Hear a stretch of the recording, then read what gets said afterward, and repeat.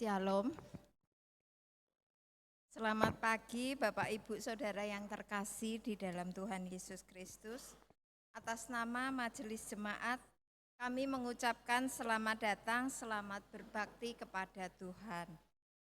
Apabila di antara Bapak Ibu Saudara ada yang baru pertama kali berbakti di GKI Blora ini, kami mohon untuk berdiri sejenak agar jemaat bisa mengenalnya.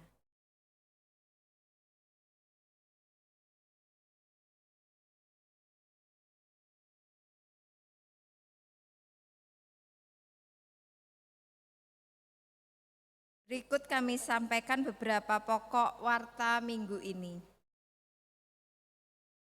Yang pertama, pengkhotbah hari ini.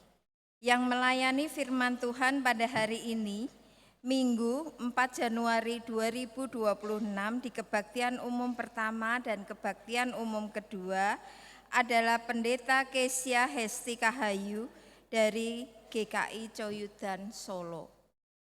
Atas pelayanan yang diberikan, Majelis Jemaat GKI Blora mengucapkan terima kasih. Dimohon jemaat mendukungnya di dalam doa. Sakramen Perjamuan Kudus. Pada hari ini Minggu 4 Januari 2026, dalam kebaktian umum pertama dan umum kedua di gedung GKI Blora akan dilaksanakan pelayanan Sakramen Perjamuan Kudus. Dimohon jemaat dapat mempersiapkan diri. Yang ketiga, kalender 2026. Pada hari ini Kamis 1 Januari 2026 akan dibagikan kalender 2026. Majelis Jemaat GKI Blora mengharapkan agar Bapak Ibu Saudara-saudari dapat mengambil satu kalender untuk satu keluarga. Bagi yang belum mendapatkan bisa mengambil setelah kebaktian selesai. Terima kasih, Tuhan memberkati. Demikian pokok warta minggu ini. Warta selengkapnya dapat dibaca dalam warta jemaat yang disediakan di pintu depan gedung gereja setelah kebaktian ini selesai. Selamat beribadah.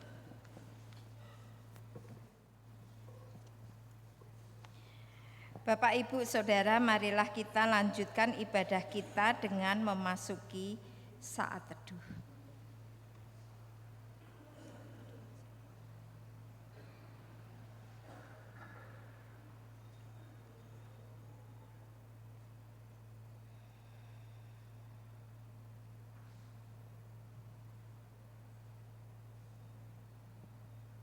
Amin. Bapak Ibu dipersilakan berdiri.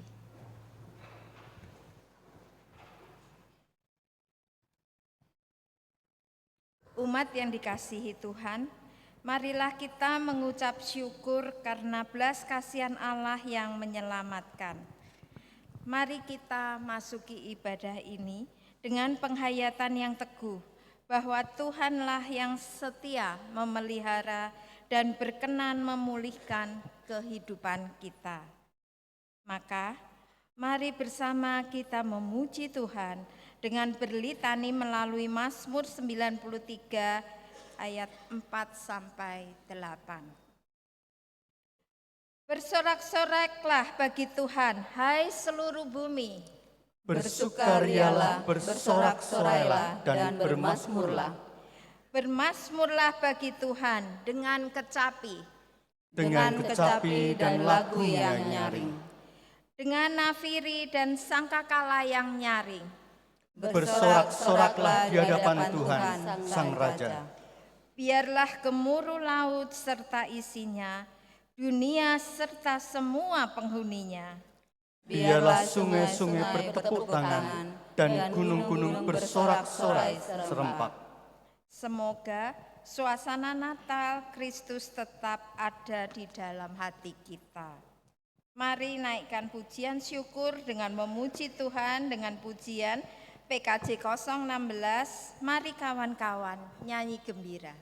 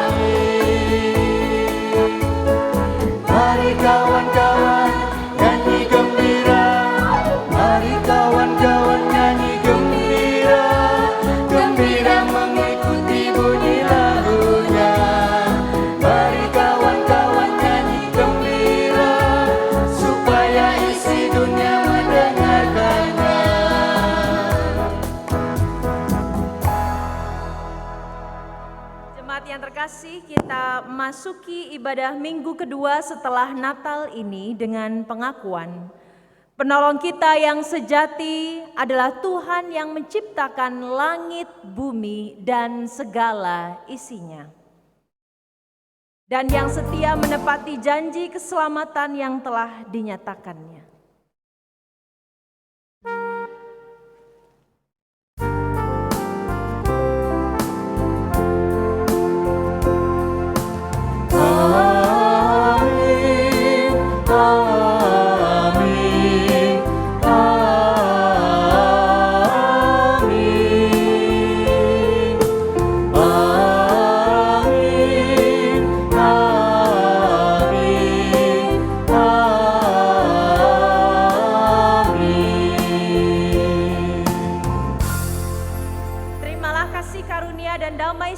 Dari Allah Bapa kita dan dari Tuhan Yesus Kristus menyertai saudara sekalian. Dan menyertai saudara juga.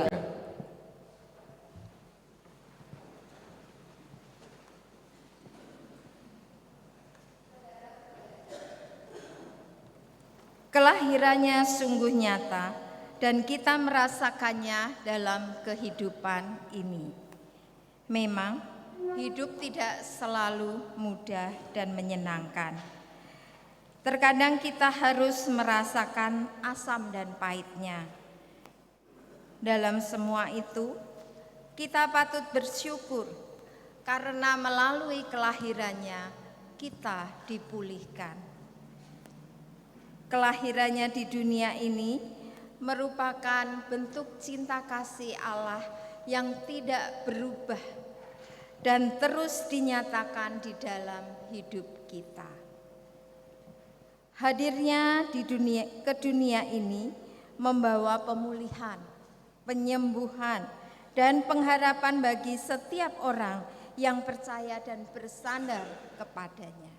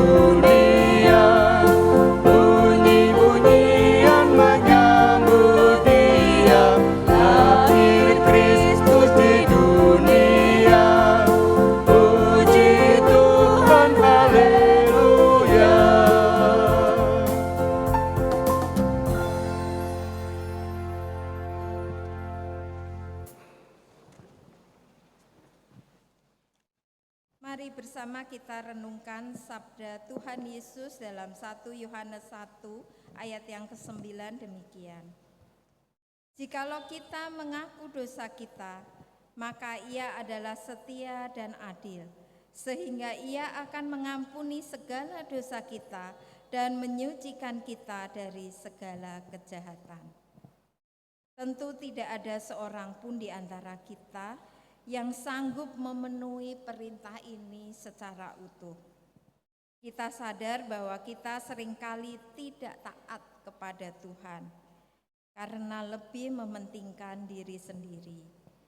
Maka mari dengan tulus dan sepenuh hati kita nyatakan penyesalan dan pertobatan di hadapan Tuhan. Dan sesama dengan ungkapan nyanyian PKJ 37, bila ku renung dosaku.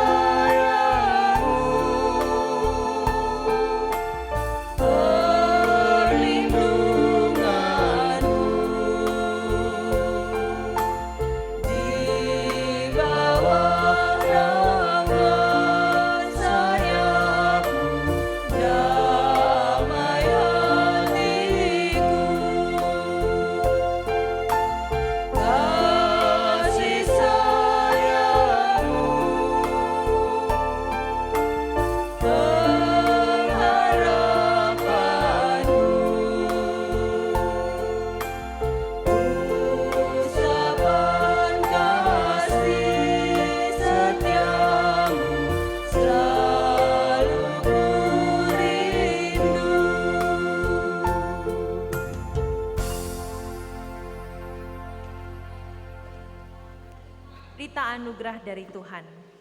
Karena belas kasih-Nya yang tidak terbatas, Ia berkenan menerima ungkapan penyesalan umat-Nya. Pertobatan yang dinyatakan secara tulus akan selalu memulihkan. Maka yang Maha Kasih mengerjakan pengampunan dan penebusan dosa melalui karyanya yang agung dan mulia. Saat ini terimalah sabda dalam 1 Yohanes 4 ayat yang ke-9. Dalam hal inilah kasih Allah dinyatakan di tengah-tengah kita, yaitu bahwa Allah telah mengutus anaknya yang tunggal ke dalam dunia supaya kita hidup olehnya. Ya, demikianlah Berita anugerah dari Allah yang kita alami karena kelahirannya adalah wujud cinta kasih yang tak terbatas. Maka jangan sia-siakan pengorbanannya bagi kita. Tetap setialah sampai akhir. Demikianlah berita anugerah dari Tuhan. Syukur kepada Allah.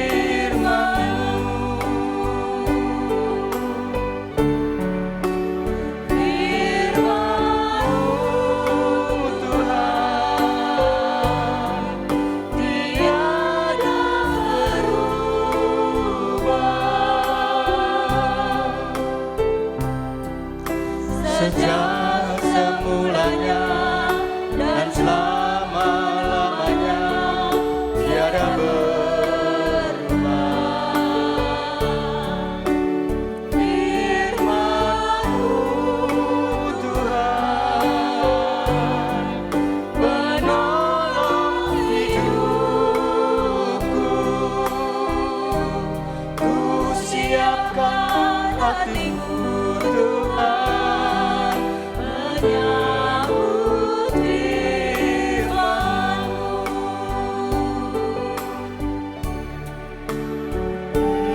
Firman-Mu Tuhan, tiada berubah.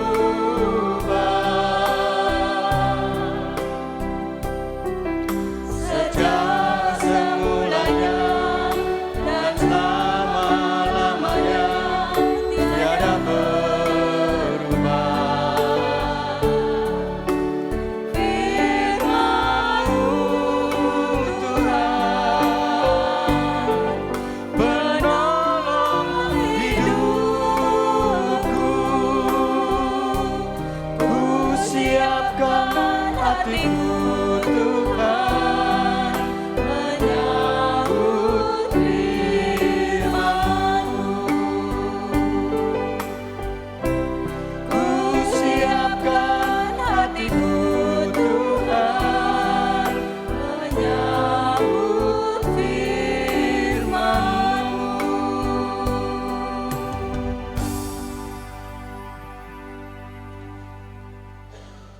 Selamat pagi Bapak Ibu dan Saudara.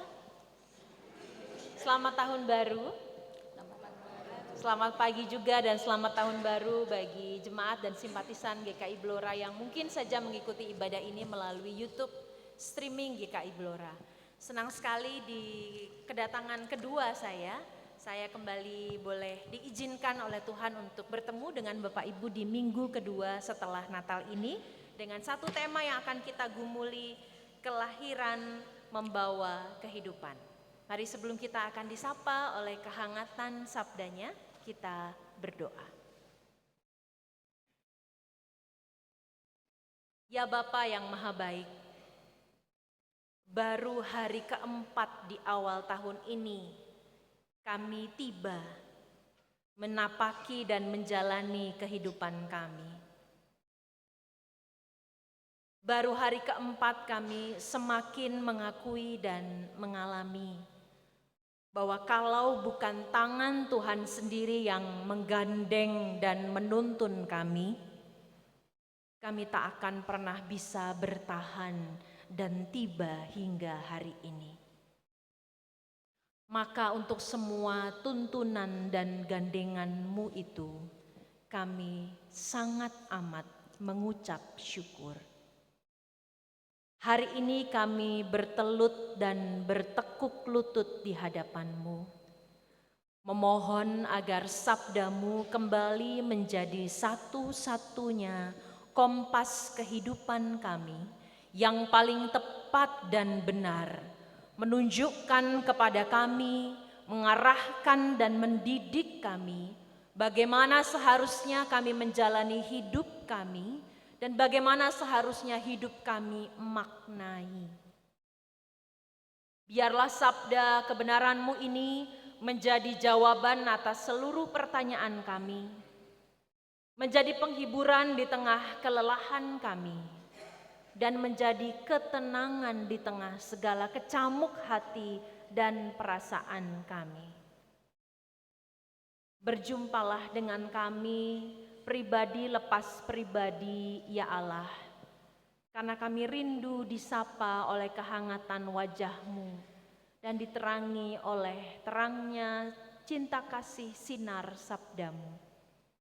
Kami merindukan, kami membutuhkan kebenaran sabda-Mu itu, ya Allah. Demi Kristus Yesus, Juru Selamat dan sahabat kami yang sejati, kami memohon. Amin. Bacaan pertama dari Yeremia pasal 31 ayat 7 sampai dengan 14.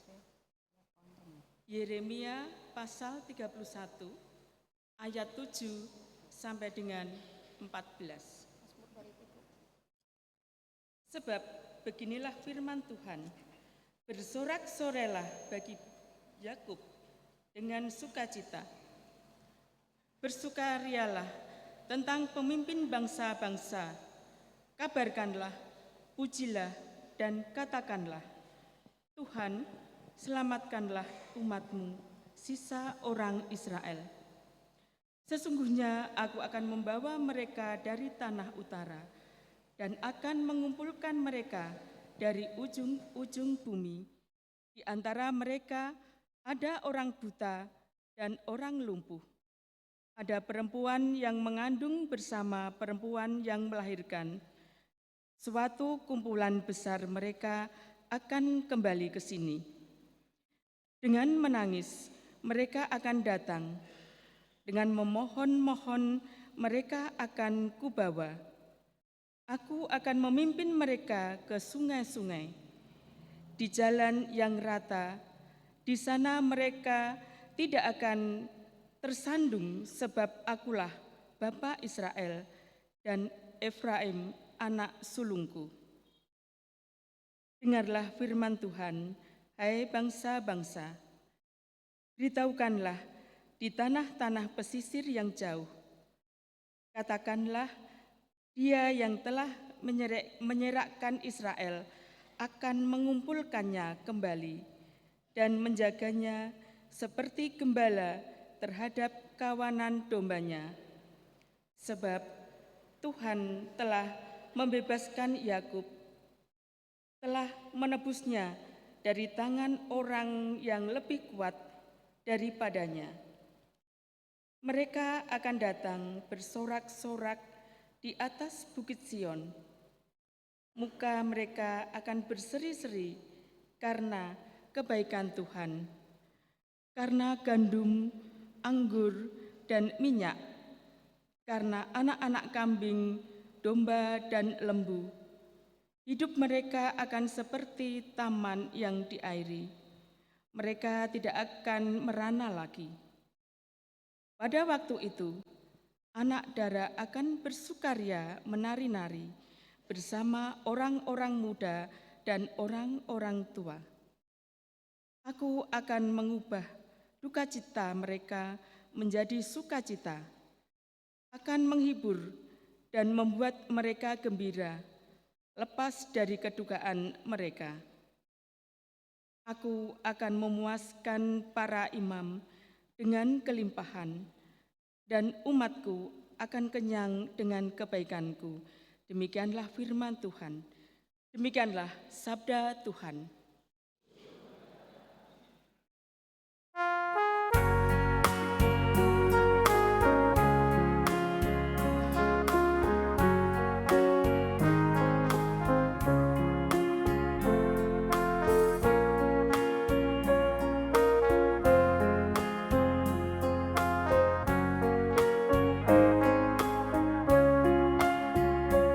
Haleluya, betapa baiknya bermazmur bagi Allah kita. Bahkan indah dan layaklah memujinya selamanya. Haleluya, betapa baiknya bermazmur bagi Allah kita. Bahkan indah dan layaklah memujinya selamanya.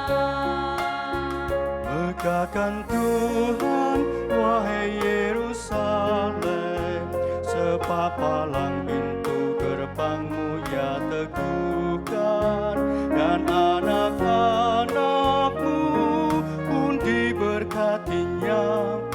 Sion, mari pujilah Allahmu yang memberikan kesejahteraan, ya jaga daerahmu agar tetap aman, yang mengenyangkanmu, puaskan hidupmu dengan hasil gandum yang terbaik. Haleluya, betapa baiknya bermazmur bagi Allah kita.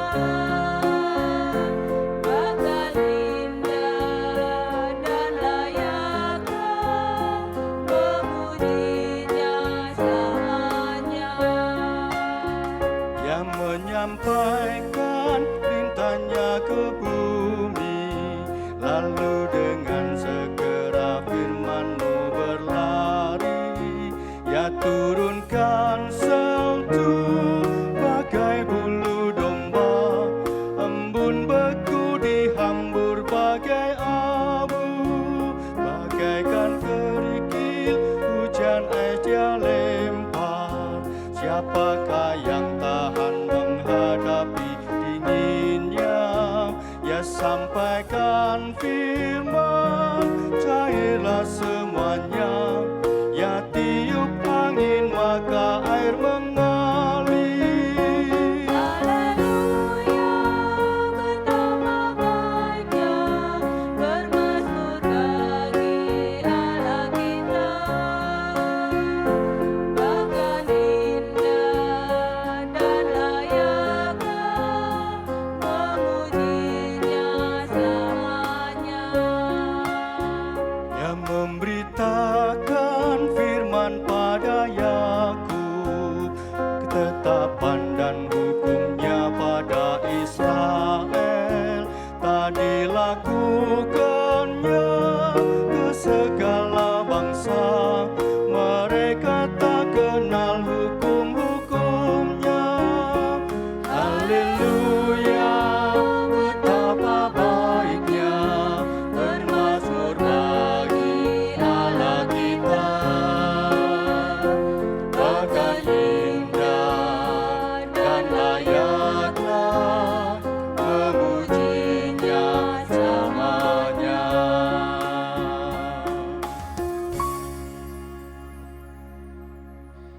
Bacaan kedua dari Efesus pasal 1 ayat 3 sampai dengan 14. Efesus pasal 1 ayat 3 sampai dengan 14. Kekayaan orang-orang yang terpilih. Terpujilah Allah dan Bapa Tuhan kita Yesus Kristus, yang dalam Kristus telah mengaruniakan kepada kita segala berkat rohani di dalam surga. Sebab di dalam Dia Allah telah memilih kita sebelum dunia dijadikan, supaya kita kudus dan tak bercacat di hadapannya. Dalam kasih, Ia telah menentukan kita dari semula melalui Yesus Kristus untuk menjadi anak-anak-Nya sesuai dengan kerelaan kehendak-Nya, supaya terpujilah anugerah-Nya yang mulia, yang dikaruniakannya kepada kita di dalam Dia yang dikasihinya.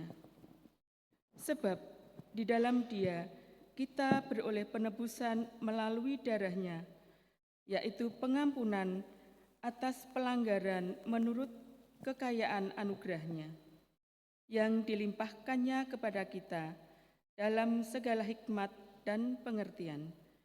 Sebab Ia telah menyatakan rahasia kehendak-Nya kepada kita sesuai dengan rencana kerelaannya, yaitu rencana kerelaan yang dari semula telah ditetapkannya di dalam Kristus sebagai persiapan pengenapan waktu untuk mempersatukan di dalam Kristus sebagai kepala segala sesuatu, baik yang di surga maupun yang di bumi.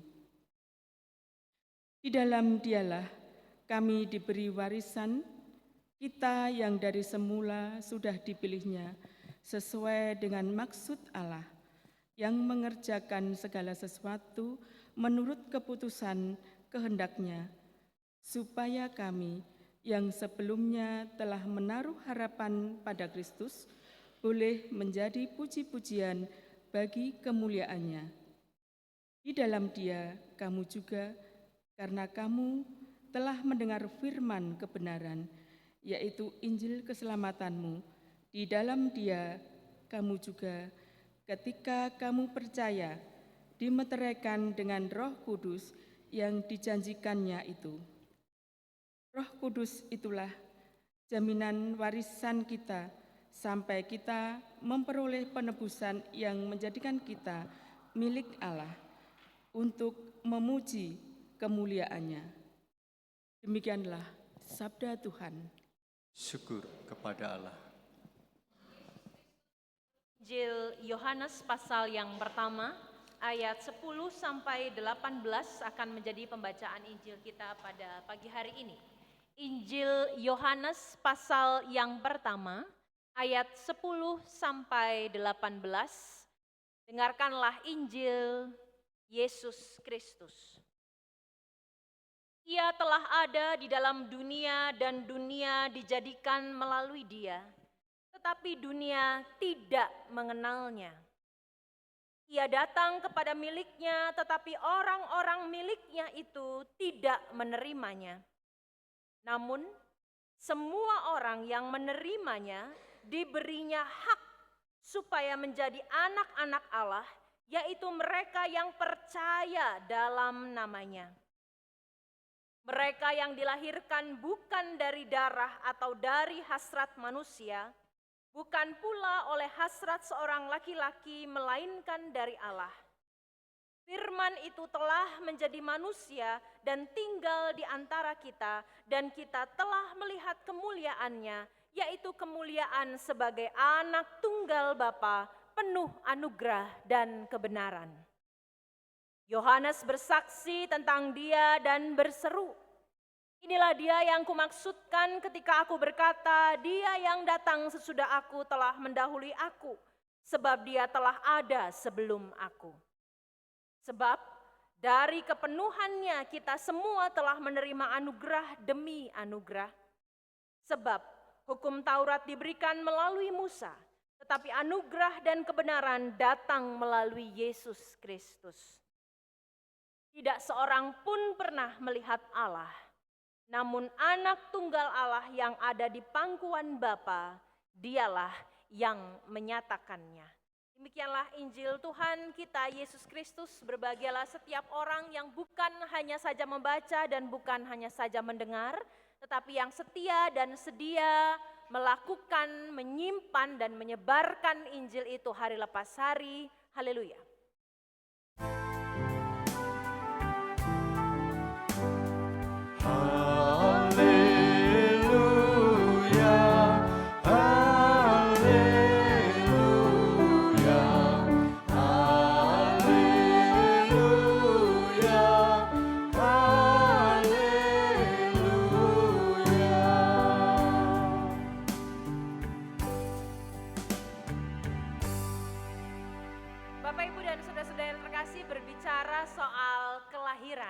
tema kita itu kan ada terkandung kata kelahiran ya. Tema kita selengkapnya itu kelahiran membawa kehidupan.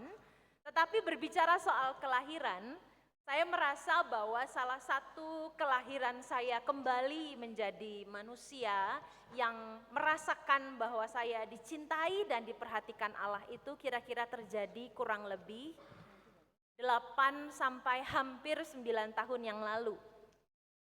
Sebagai ibu yang masih muda pada waktu itu dan melahirkan anak saya yang pertama, bagi kita para ibu dan sebenarnya para ayah begitu ya. Tapi karena para ibulah yang bisa mengalami kondisi fisik melahirkan itu, saya merasa ketika saya melahirkan anak saya yang pertama, yang tahun ini nanti genap usianya 9 tahun, sayalah yang sebenarnya sedang dilahirkan. Jadi ketika tubuh saya diberi kekuatan dan izin oleh Tuhan untuk melahirkan seorang manusia 2 kali, disitulah saya mengalami bahwa saya terus sedang dilahirkan. Saya yang melahirkan, saya yang sedang dilahirkan kembali. Mengapa saya mengatakan itu? Karena di dalam terutama peristiwa melahirkan yang saya alami di melahirkan anak yang pertama itu, ada perubahan mindset kehidupan yang sangat radikal. Bapak Ibu, saya cerita sedikit ya. Pada waktu saya melahirkan anak saya yang pertama, ketika 40 hari sebelum anak saya dilahirkan, Bapak Ibu sudah tahu atau sudah pernah mendengar, ibu sambung saya meninggal di atas tempat tidur. Pada waktu itu saya merasa saya juga mau menyudahi hidup saya. Karena saya sangat dekat dengan, ini bukan ibu kandung ya, ibu sambung. Jadi ibu kandung saya meninggal dalam peristiwa kecelakaan tahun 97, lalu ayah saya menikah lagi dan ibu sambung saya yang sangat mencintai saya dan semua keluarga itu meninggal karena serangan jantung di tahun 2017. 40 hari sebelum saya melahirkan. Itu salah satu pukulan terberat dalam hidup saya. Saya yakin dan mengimani, sangat mengimani. Tuhan memang sengaja membuat saya pada akhirnya menerima peristiwa besar ini justru di tengah-tengah saya harus mau tidak mau melahirkan anak ini ke dalam dunia. Saya merasa bahwa saya punya alasan untuk tetap bertahan hidup. Ada manusia di dalam tubuh saya, ada manusia yang jantungnya menyatu dalam detak jantung saya, ada manusia yang bergantung pada plasenta saya, di mana saya makan apa, saya minum apa. Kalau saya tumbang, maka ada satu manusia lagi yang menjadi korban. Saya tahu bahwa peristiwa itu memang sudah sungguh-sungguh Tuhan ketahui dan anak ini menjadi satu-satunya alasan saya untuk hidup di waktu itu. 40 hari sesudah tragedi besar itu terjadi, kalau kita yang pernah berduka, kita tahu bahwa 40 hari itu bukanlah hari yang mudah. Bagi orang yang berduka, ada 2 fase kehidupan yang sangat berat. Pertama, ketika kekasih hatinya dinyatakan meninggal secara biologis oleh dokter. Dan fase berat kehidupan yang kedua adalah setelah semua ibadah kedukaan selesai, mau itu pemakaman, mau itu kremasi, semua selesai dan semua pelayat pulang untuk melanjutkan hidupnya kembali, kita yang berduka harus berjuang hidup setiap hari tanpa kehadiran mereka yang kita cintai. Itu fase sulit yang kedua. Mau tidak mau saya harus berjalan untuk melahirkan anak ini dan tibalah saya di hari saya harus melahirkan. Pada waktu itu saya masuk rumah sakit sudah bukaan 5. Para ibu-ibu yang pernah melahirkan tahu bahwa kalau udah bukaan 5 itu sudah setengah jalan ya Bapak Ibu ya. Saya bersikeras untuk melahirkan secara normal. Pada waktu itu karena saya aslinya itu dari Malang Bapak Ibu dan saya dan suami melayani di Solo, saya di GKI Coyudan, suami saya di GKI Kartasura. Maka kami merubah semua rencana melahirkan saya dari yang harusnya stay di Solo, pindah pulang kembali ke rumah saya di Malang. Maka otomatis dokter dokter kandungannya pun harus berubah. Dan ketika saya mau tidak mau, bagi para ibu dan para ayah pasti tahu, dokter kandungan itu kan sangat harus cocok di hati, kan gitu ya Bapak Ibu ya. Sangat harus kita percayai dan harus sangat membuat kita merasa aman dan nyaman untuk sampai kepada titik di mana kita berada di dalam tanda kutip di tangannya begitu ya.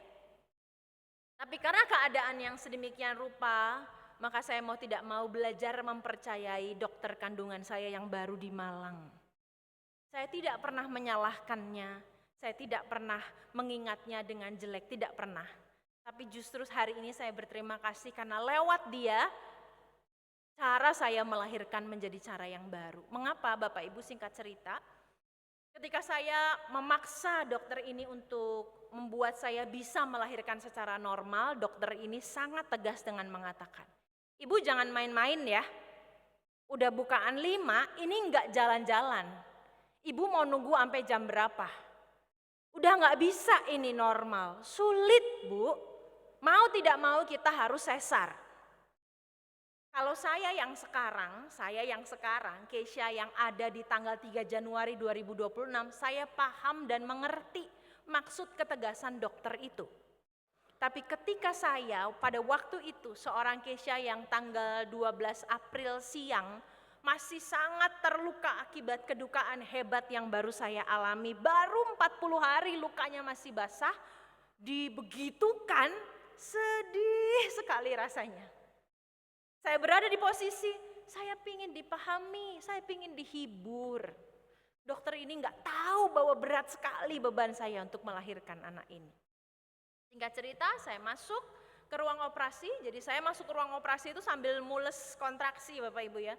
Jadi begitu kontraksi datang, lalu kereta dorong, saya didorong gitu, aduh gitu ya, harus menahan sakit.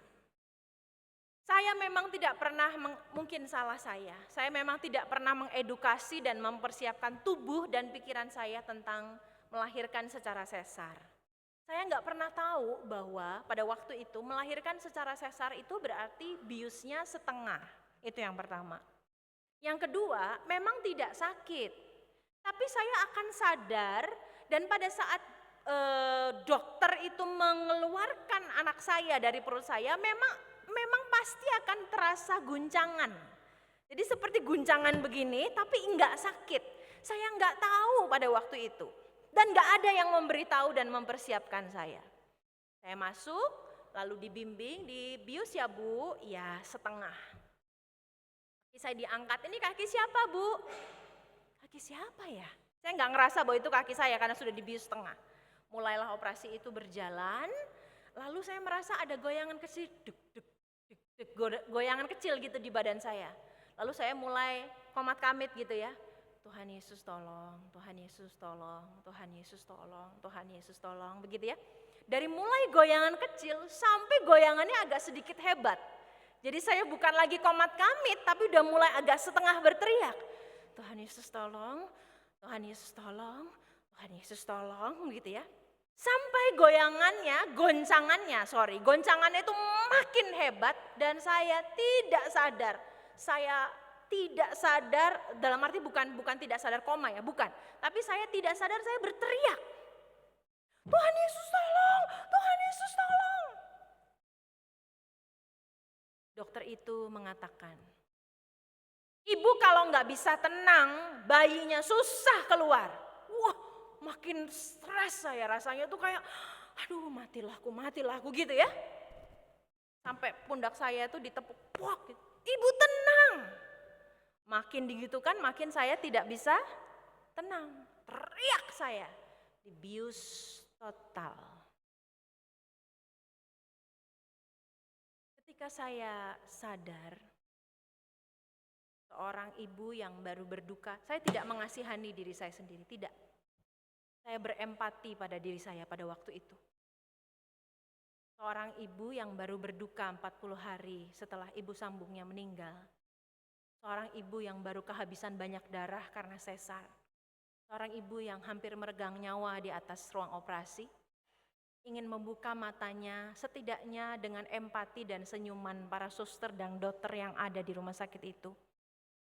Ketika saya membuka mata, yang saya lihat adalah muka cemberut suster yang mengatakan, "Ibu kenapa sih nggak tenang banget? Anaknya tuh rewel." Di situ saya menangis. Dan saya teringat, Mama, andaikan ada Mama, akan ada yang membela saya.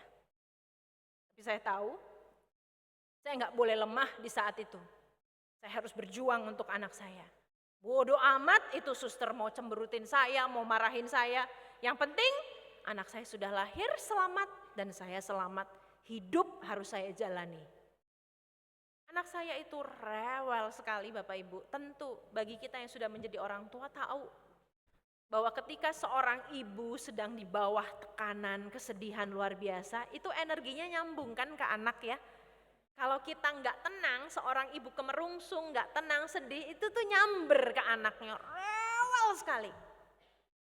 Tapi justru di waktu itulah saya mengenali Allah yang selama ini saya kenal dan saya layani. Pada waktu itu proses saya di Coyudan sedang menjadi calon pendeta Bapak Ibu.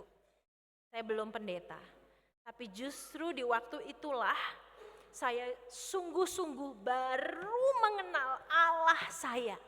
Saya dilahirkan Kristen, dari keluarga besar Kristen, dari keluarga besar yang kebanyakan juga adalah pendeta di GKI, tapi belum tentu saya sungguh-sungguh berjumpa dan mengenali Kristus secara pribadi. Saya dibaptis sejak kecil, saya baptis CD, saya mengikuti semua tata cara orang Kristen pada normalnya. Tapi justru di waktu saya melahirkan dengan peristiwa itu, saya baru kenal siapa Allah yang saya imani selama ini. Bukan berarti saya tidak mengenalnya sebelumnya, bukan. Tapi saya baru mengalami dan mengenali dia secara pribadi. Kalau bukan karena Tuhan, saya mungkin tidak akan bertahan. Kalau bukan karena Tuhan, sampai hari ini saya mungkin gak akan bisa berdiri di hadapan Bapak Ibu. Kalau bukan karena saya pada akhirnya mengenali Tuhan yang sabar dengan saya. Allah yang sabar mendengar teriakan saya, Tuhan Yesus tolong, Tuhan Yesus tolong. Kalau bukan karena Allah yang menenangkan dan memberi saya semangat luar biasa, sekalipun mau apapun bagaimana orang yang membantu saya melahirkan itu memperlakukan saya harus kuat dan sehat keluar dari rumah sakit ini. Justru dari peristiwa melahirkan itu saya pun merasa saya dilahirkan dengan baru. Saya makin memahami dan makin menghormati, menghargai setiap kesempatan kehidupan yang masih Tuhan berikan. Maka berbicara soal kelahiran, ini bukan saja berbicara soal kapan lahir baru gitu ya. Kapan dibaptis, kapan ikut KKR, kapan tangannya diangkat lalu bilang saya mau menerima Yesus Kristus sebagai juru selamat. Apakah itu salah? Enggak. Tapi pengalaman lahir baru tidak hanya itu dan tidak boleh berhenti hanya di situ. Kalau kita hanya berhenti di situ, maka jangan-jangan agama kita hanya sekedar agama ritual. Tapi bukan spiritualitas yang mendalam karena kita mengalami bahkan menerima Allah sebagai juru selamat dalam Yesus Kristus. Ini bukan lagi sekedar dogma atau hafalan atau bahkan warisan iman dari papa, mama, nenek, buyut kita. Tetapi sungguh menjadi pengalaman secara pribadi. Itulah kenapa dalam Injil Yohanes mengatakan syarat kelahiran baru di dalam Allah ada dua. Mengenali Allah dan menerima Allah. Tadi kalau kita baca Injil Yohanes mengatakan, ia datang kepada dunia, ia datang kepada miliknya, tapi miliknya tidak mengenalinya. Orang yang tidak mengenalinya tidak akan pernah bisa menerimanya. Tetapi orang yang mengenalinya adalah orang yang pasti menerimanya dan pada akhirnya menjadi orang yang lahir baru di dalam Allah.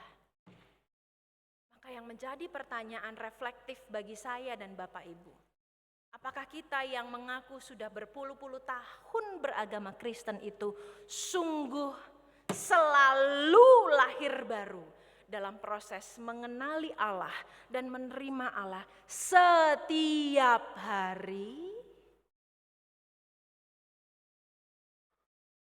Tak ada kelahiran baru di dalam Allah tanpa kesadaran kita untuk selalu mengenali Allah yang tak akan pernah cukup kita kenali karena kita begitu kecil, ia begitu besar. Yang tak akan pernah cukup berhenti kita proses, kita gumuli hanya karena kita sudah baptis. Gak boleh hanya berhenti di situ. Saya pun demikian. Tak selamanya seorang pendeta sungguh mengalami Allah, Bapak Ibu. Enggak selalu. Kalau tidak ada kesadaran untuk terus bertanya, ya Tuhan, ajar aku untuk mengenalimu. Ajar aku untuk memahamimu, ajar aku untuk peka dari peristiwa ini. Tuhan ada di mana? Aku ingin mengenalimu, aku ingin mencarimu. Tolong tunjukkan apa makna dan arti dari semua ini. Maka bicara soal kelahiran, saya mau ulang lagi. Sebuah formulasi dari Injil Yohanes yang membuat kita kembali merenung.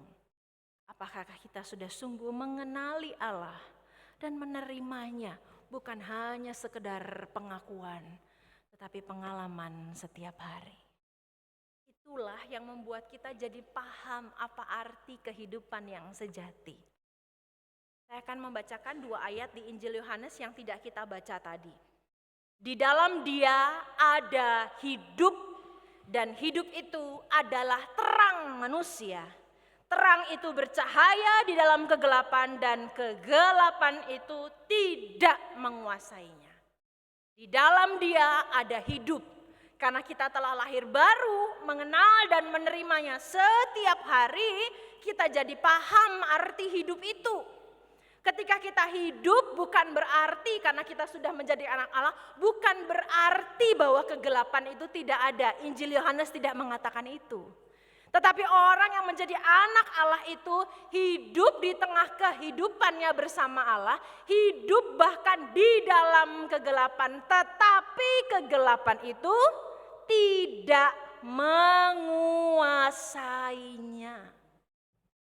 Kita belum sampai surga, Bapak Ibu. Kita masih ada di dunia. Artinya kegelapan itu pasti selalu ada. Rupa-rupanya apa? Bu Kesya? Banyak. Pergumulan, sakit, konflik. Segala hal yang kita hindari tapi mau tidak mau sebagai orang hidup harus kita hadapi, itu mungkin bisa menjadi kegelapan. Tapi percayalah, anak-anak Allah yang dilahirkan secara baru itu akan mengalami bahwa sekalipun ada kegelapan, terang itu bercahaya di dalam kegelapan, sehingga kegelapan itu tidak akan pernah menang, tidak akan pernah menguasai sang terang itu. Maka itulah arti yang sesungguhnya soal kehidupan. Kehidupan bukan hanya tentang apa yang kita pahami, Bapak Ibu. Tapi bagaimana segala kegelapan dan pergumulan mungkin yang sedang mengerubungi kita, kita tahu. Yang menang bukan kegelapan ini. Yang menang adalah Allah. Makanya kenalilah Allah dan terimalah Ia setiap hari dan setiap saat. Untuk menutup khotbah saya, ada 2 hal yang bisa kita lakukan agar kita terus-menerus mengalami kelahiran di dalam cintanya, kelahiran yang membawa kehidupan. Saya formulasikan menjadi 2MB. Bukan Men in Black ya. 2MB. MB yang pertama adalah mau belajar.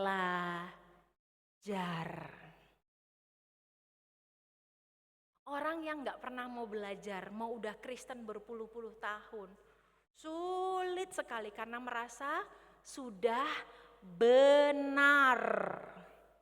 Kalau merasa sudah benar, maka orang lain selalu salah. Salah satu ciri, ya Tuhan, jauhkanlah kami dari sikap dan sifat seperti itu. Orang yang tidak mau belajar adalah orang yang selalu pakai kata pokoknya ngene. Aduh, kalau kalau itu, jangankan Bapak Ibu, saya lakukan, saya nggak akan bisa lahir baru Bapak Ibu. Mau jadi pendeta berpuluh-puluh tahun juga omong kosong kalau sifat dan karakternya begitu. Pokoknya. Makanya kelahiran baru yang membawa kehidupan sejati itu nggak akan pernah bisa kalau orangnya sendiri nggak mau belajar. Nggak mau paham bahwa sehebat-hebatnya saya, setua-tuanya saya manusia yang bisa salah. Saya mau belajar gimana sih perkembangan gereja. Bagaimana cara mendekati orang-orang muda? Bagaimana membuat suasana gereja menjadi hangat dan nyaman? Gimana caranya? Ini bukan lagi yang dulu begitu. Ya, kita bisa belajar dari sejarah. Tapi zaman sekarang ini berubah. Ayo belajar. Dan MB yang kedua ini sangat penting. Mau bertobat.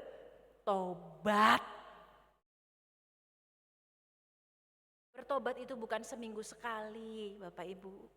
Ketika kita nanti pengakuan dosa, salam damai, nanti perjamuan kudus ya. Tapi setiap hari, orang yang gak bertobat setiap hari gak bisa lahir baru setiap hari. Hanya orang yang dengan sadar mau belajar. Seperti tadi contohnya. Pada waktu itu saya merasa, loh kok jemaat udah berdiri ya? Kayaknya di liturgi belum berdiri gitu ya. Oke berdiri, oh ya saya harus berdiri nih ya. Lalu sadar kita semua para pelayan, kayaknya duduk gitu ya. Duduk lagi, lalu tangan saya ke atas duduk lagi. Tapi yang di bawah ada yang merasa pendetanya ngomong kok berdiri lagi. Kita belajar, enggak apa-apa Bapak Ibu.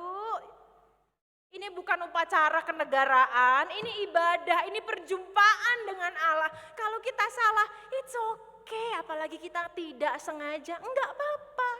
Makanya ketika ada yang naik, berdiri enggak ya, duduk enggak ya, saya senyum aja. Enggak apa-apa, it's okay, kita sedang belajar. Kita enggak sempurna. Hanya orang yang mau belajar yang terus bisa menambah ilmu, iya kan? Jangan pernah lupa, ayo bertobat terus. Bapak Ibu sebelum ini saya janji terakhir, kan takutnya kelamaan. Sebelum saya pergi ke Blora kali ini, saya merasa bahwa saya meninggalkan rumah dengan ganjelan sedikit. Suami saya pendeta tunggal, kalau saya kan pendeta bertiga ya Bapak Ibu ya, dia pendeta tunggal. Dia dari Natal, halo Bapak Ayub kalau nonton. I love you. Saya bilang I love you dulu supaya dia nggak marah gitu ya Bapak Ibu ya. Dari Natal sampai sekarang dia belum berhenti. Saya paham sekali pendeta tunggal itu wah luar biasa ya. Jadi dia kelihatan sangat kelelahan gitu. Saya paham, saya kenal suami saya karena kami pacaran. Ini Bu Fania tahu kami pacaran dari kuliah gitu ya. Saya tuh paham kalau suami saya udah lelah jangan diajak ngomong. Apalagi hal-hal penting gitu ya. Nah, sebelum ke Blora ini saya ngajak ngomong hal-hal penting. Aduh salah juga saya ya. Sehingga dia agak nanti toh Bu, nanti gitu ya. Akhirnya saya pergi ke Blora dengan perasaan, aduh gimana sih ini belum selesai. Abis dari sini saya mesti ini biasalah ibu-ibu. Sampai di kamar tamu di atas saya jadi merasa, aku ini besok mau khotbah loh. Apalagi perjamuan kudus. Janganlah aku harusnya meninggalkan rumah dengan perasaan itu. Saya minta ampun pada Tuhan. Sorry ya Tuhan, aku tadi gak sengaja ngomong kayak gitu. Sorry, tolong ampuni aku, tolong kuatkan suamiku melayani jemaatnya sampai selesai di sana. Mau bertobat Bapak Ibu. Kita semua bisa salah, sengaja atau tidak. Tidak ada orang yang bisa lepas. Orang sesaleh apapun, sesuci apapun, dia pasti punya salah dan dosa. Maka ayo terus belajar. Ayo terus bertobat. Di depan kita sudah ada simbol darah dan tubuh Kristus. Ini kesempatan dan anugerah besar untuk kita terus mau belajar dan bertobat. Hanya dengan keinginan dan kerendahan hati itulah kita dilayakkan untuk memakannya dan meminumnya. Tuhan menolong kita semua. Amin. Mari kita berdoa. Bapa, luluhkanlah dan lunturkanlah segala kesombongan kami. Luluhkanlah dan lunturkanlah segala prinsip yang membuat kami masih terus percaya bahwa kami ini yang paling benar, yang paling saleh, yang paling suci, yang paling dekat dengan Tuhan.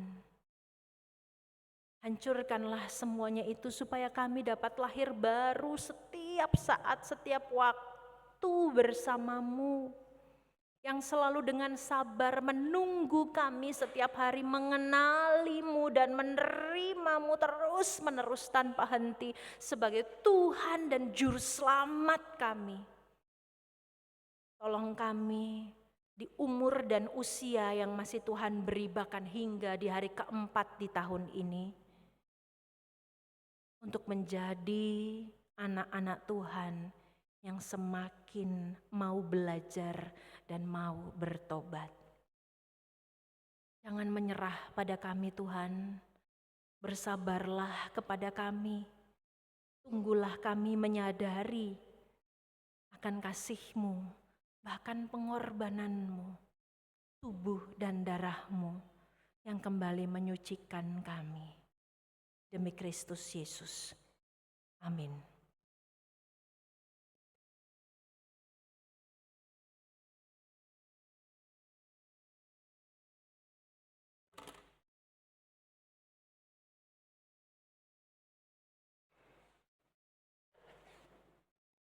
Bapak Ibu umat Tuhan, mari kita mengikrarkan iman kita bersama-sama dengan mengucapkan pengakuan iman rasuli. Aku percaya kepada Allah, Bapa yang Maha Kuasa, Khalik langit dan bumi, dan kepada Yesus Kristus, anaknya yang tunggal Tuhan kita, yang dikandung dari Roh Kudus, lahir dari anak darah Maria, yang menderita sengsara di bawah pemerintahan Pontius Pilatus, disalibkan, mati dan dikuburkan, turun ke dalam kerajaan maut. Pada hari yang ketiga, bangkit pula dari antara orang mati, naik ke surga, duduk di sebelah kanan Allah, Bapa yang Maha Kuasa, dan dari sana Ia akan datang untuk menghakimi orang yang hidup dan yang mati. Aku percaya kepada Roh Kudus, gereja yang kudus dan am, persekutuan orang kudus, pengampunan dosa, kebangkitan orang mati, dan hidup yang kekal. Amin. Syafaat kita di hadapan Tuhan, mari berdoa. Tertunduk kami menyembah dan mengucap syukur padamu ya Allah, karena Engkau adalah Sang Penguasa alam semesta yang masih mau dan terus mau mendengar dan mengabulkan seluruh doa permohonan kami sesuai dengan kehendak-Mu, cara-Mu, dan waktu-Mu. Tak henti-hentinya kami berdoa untuk seluruh korban bencana alam dan bencana kemanusiaan, baik itu yang ada di 3 provinsi besar, Sumatera Utara, Barat, dan Aceh, serta seluruh korban jiwa dan korban yang kehilangan begitu banyak hal yang mereka cintai dalam korban bencana alam. Ya Tuhan, pilu hati kami melihat begitu banyak penderitaan sesama kami manusia. Tapi kami percaya iman kami kepadamu membuat kami yakin bahwa kegelapan tak akan pernah menang, tak akan pernah menguasai kami. Justru ketika kami hidup di dalam terang itu, terang itulah yang akan menguasai kegelapan. Berikanlah kami pengharapan dan keinginan terus untuk berpartisipasi, berbela rasa dan berempati kepada mereka yang sedang mengalami pergumulan hidup yang berat. Berikanlah kesehatian semua gerakan relawan dan juga pemerintah untuk dapat menolong mereka dengan tepat. Kami percaya di tengah segala keprihatinan kami pada bangsa dan negara ini, kami percayakan Indonesia dan dunia ini dalam tangan-Mu. Karena hidup kami, negara kami tidak pernah ditentukan oleh manusia. Hidup kami, negara kami ditentukan oleh-Mu ya Allah yang paling berkuasa dan berdaulat. Ya Bapa, kami juga berdoa untuk rumah kami bersama GKI Blora. Kami doakan gembala-gembala kami. Kami mendoakan Pendeta Fania dan keluarganya, seluruh gembala kami dalam kepenatuaan Kemajelisan GKI Blora. Kami mendoakan para gembala kami untuk terus dianugerahi kerendahan hati melayani Tuhan di dalam segala tantangan hidup, tantangan pelayanan yang ada di rumah kami bersama ini. Tuhan berikan kesehatian dan juga berikanlah kepada seluruh pelayan Tuhan, simpatisan, jemaat, para aktivis, kesehatian untuk terus mau belajar, terus mau saling mengasihi dan memberi diri, karena gereja ini adalah milik-Mu ya Allah. Kami juga berdoa secara khusus untuk pergumulan-pergumulan kami secara pribadi. Kami berdoa kepadamu menghaturkan setiap wajah dan nama yang Tuhan titipkan dalam hati dan pikiran kami saat ini juga. Mereka yang kami ingat wajah dan namanya kami sebutkan, kami haturkan. Mereka yang sedang mengalami konflik dalam rumah tangga, sedang mengalami sakit penyakit, sedang mengalami stres dan depresi yang berat, sedang mengalami begitu banyak kekurangan dan juga pergumulan terkait dengan perekonomian yang sulit. Ya Tuhan, utuslah kami untuk menjadi para pendoa dan sahabat yang mempedulikan kehidupan mereka, agar mereka selalu yakin dan percaya bahwa terang itu tidak akan pernah menguasai, kegelapan itu tidak akan pernah menguasai. Kegelapan itu adalah sesuatu yang akan terus dikuasai dan bahkan dikalahkan oleh Sang Terang yang sejati. Tolong kami untuk menjadi bukti nyata Allah mengasihi dan mencintai mereka. Inilah Bapa seluruh seru dan doa kami yang kami haturkan dalam satu nama, Yesus Kristus, Juru Selamat dan sahabat kami yang sejati. Amin.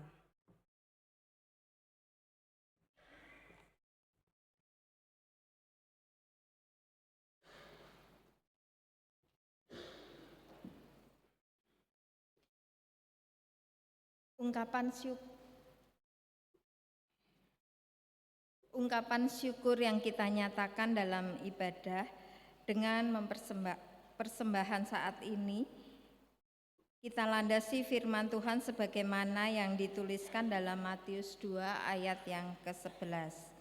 Maka masuklah mereka ke dalam rumah itu dan melihat anak itu bersama Maria ibunya, lalu sujud menyembah dia. Mereka pun membuka tempat harta bendanya dan mempersembahkan persembahan kepadanya, yaitu emas, kemenyan, dan mur. Mari kita bawa persembahan kita.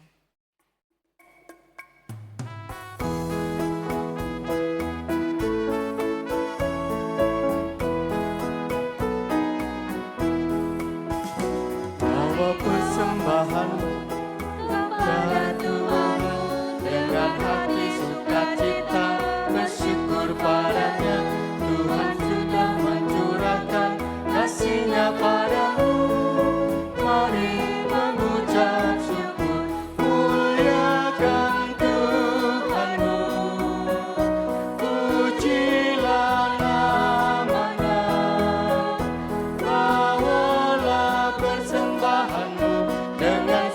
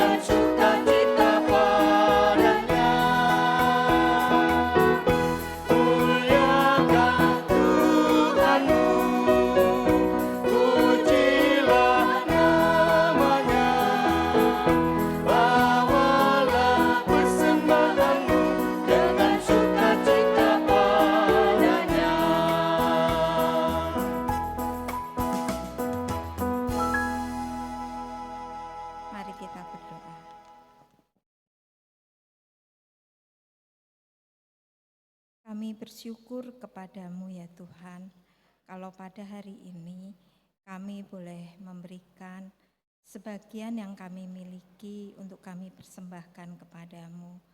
Lebih daripada itu Tuhan, tolonglah kami untuk kami dapat mempersembahkan hidup kami di dalam hidup kami hari lepas hari Tuhan, untuk kami menjadi saksi Tuhan yang hidup dimanapun kami berada. Terima kasih Tuhan, kami menyerahkan hidup kami menyerahkan persembahan ini di dalam tangan kasih-Mu. Dalam nama Tuhan Yesus kami berdoa. Amin.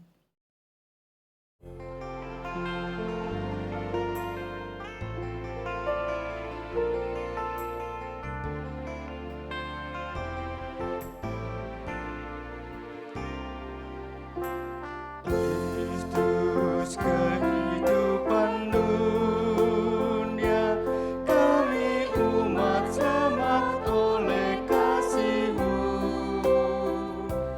Yesus Kristus kehidupan dunia, Engkau Tuhan pengharapan yang kekal. Yesus Kristus kehidupan dunia, kami umat selamat oleh kasih-Mu. Yesus Kristus kehidupan dunia, sempurnakan karya hamba-hamba-Mu. Yesus Kristus kehidupan dunia, kami umat selamat oleh kasih-Mu. Yesus Kristus kehidupan dunia, bimbing kami agar jangan binasa. Yesus Kristus kehidupan dunia, kami umat selamat oleh kasih-Mu. Yesus Kristus kehidupan dunia, karuniakan kedamaian yang penuh.